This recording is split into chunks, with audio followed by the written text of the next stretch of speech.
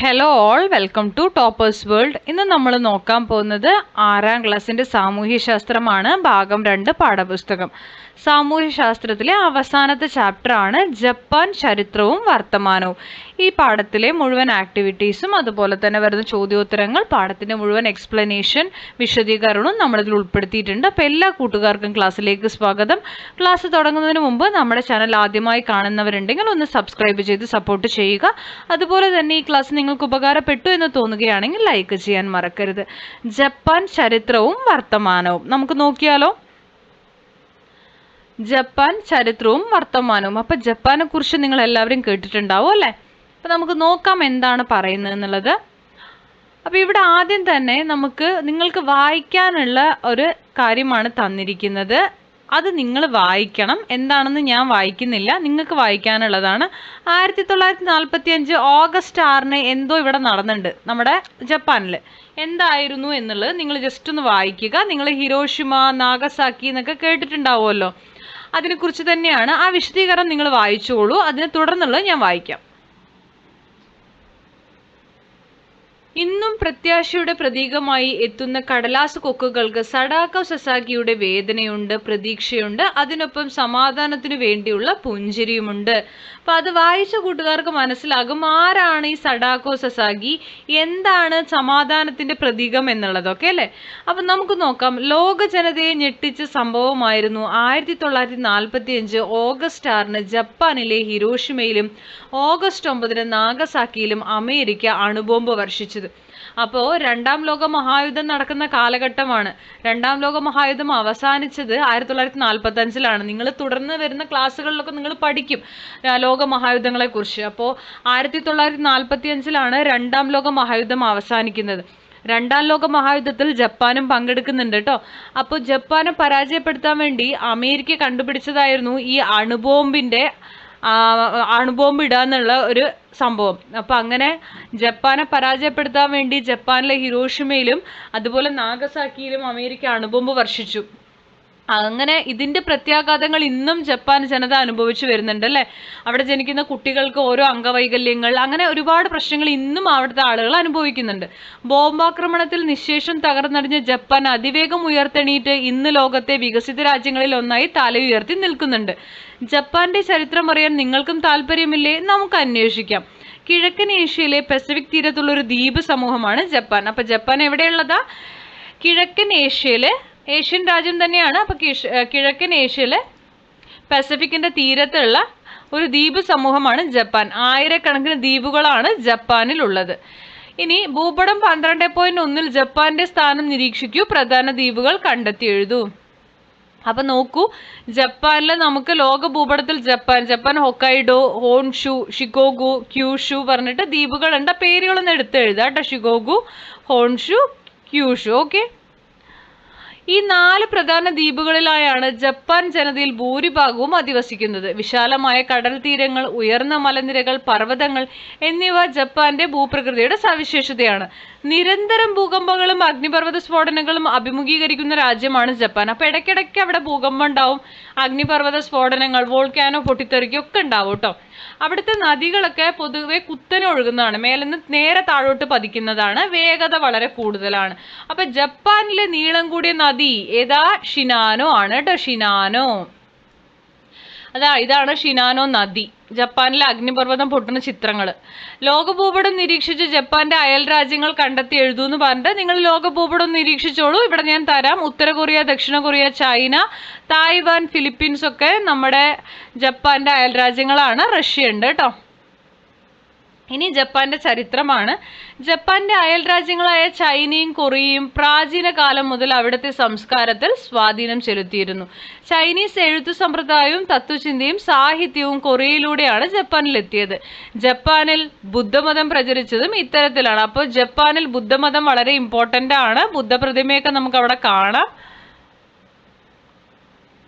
അവിടുത്തെ സാഹിത്യമാണെങ്കിൽ ജപ്പാന്റെ പരമ്പരാഗത ചരിത്രം വിവരിക്കുന്ന കൃതിയാണ് CE 8-ാം നൂറ്റാണ്ടിൽ എഴുതപ്പെട്ട കൊജിഗി. ഇത് ഇമ്പോർട്ടന്റ് ആണ്. അപ്പൊ ജപ്പാന്റെ പരമ്പരാഗത ചരിത്രം വിവരിക്കുന്ന കൃതി കൊജിഗി. ചരിത്രവും ഇതിഹാസവും ഇടകലർത്തിയ രീതിയിലാണ് ഇത് എഴുതിയിരിക്കുന്നത്. CE 10-ാം നൂറ്റാണ്ടോടെ ചൈനീസ് സാംസ്കാരിക സ്വാധീനത്തിൽ നിന്ന് സ്വതന്ത്രമാകാനുള്ള ശ്രമങ്ങൾ ജപ്പാൻ ആരംഭിച്ചു. ഇത് തനതായ ഒരു സംസ്കാരം രൂപപ്പെടുത്താൻ ജപ്പാനെ സഹായിച്ചു. ചൈനീസ് എഴുത്ത് രീതിയെ ലഘൂകരിച്ചുകൊണ്ട് ജാപ്പനീസ് ഭാഷയ്ക്ക് ഒരു പുതിയ ലിപി അവർ രൂപപ്പെടുത്തി.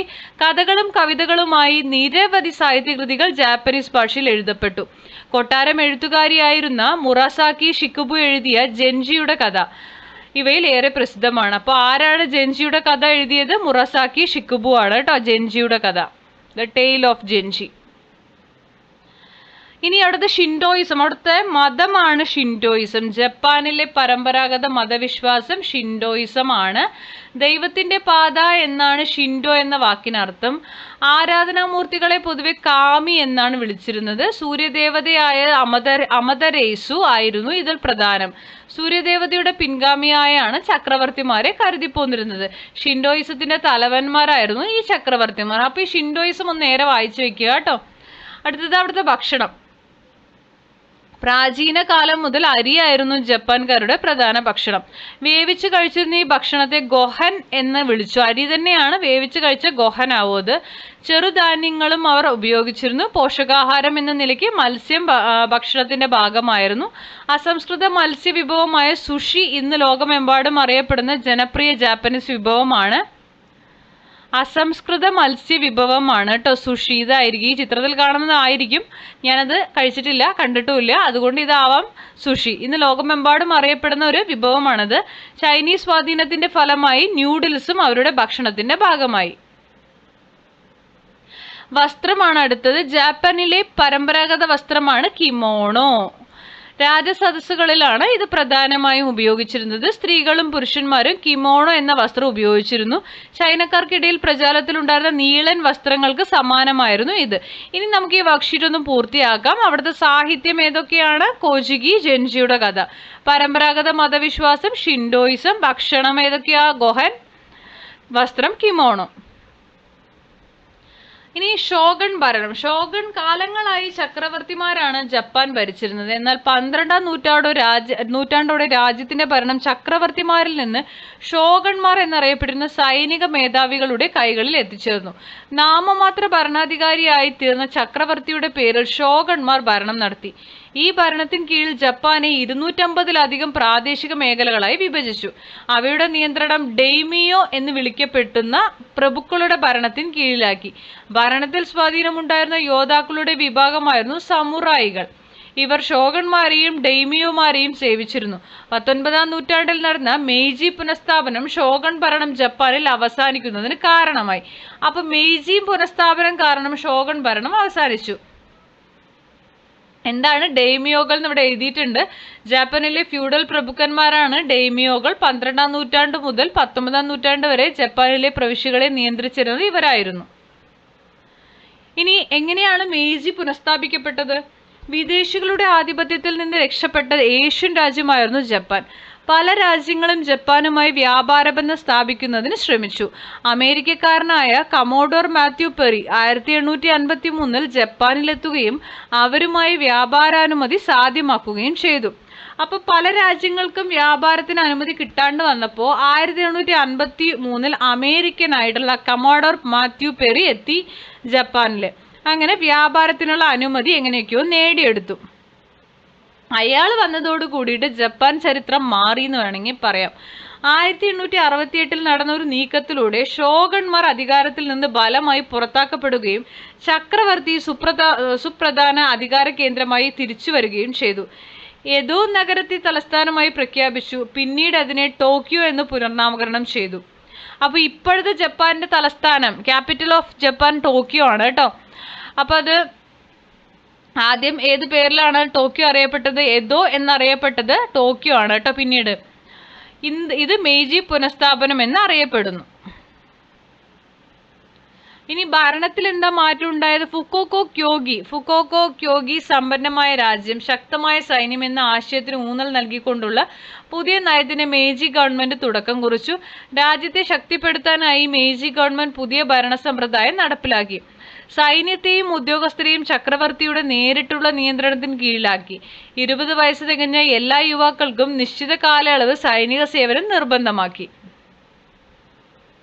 അന്നത്തെ വിദ്യാഭ്യാസം അവിടെ 1870-കളിൽ ജപ്പാൻ പുതിയ വിദ്യാഭ്യാസ സമ്പ്രദായത്തിന് തുടക്കം കുറിച്ചിട്ടുണ്ടായിരുന്നു. എന്തൊക്കെയാണെന്ന് നോക്കാം. ആൺകുട്ടികൾക്കും പെൺകുട്ടികൾക്കും വിദ്യാഭ്യാസം നിർബന്ധമാക്കി.